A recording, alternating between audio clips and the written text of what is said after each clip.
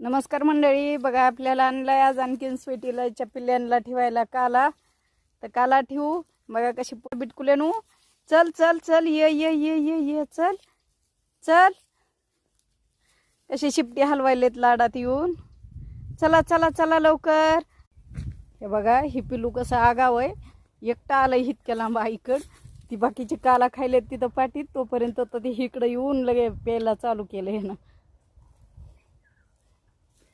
कसलं भारी वाटतंय पेताना. तर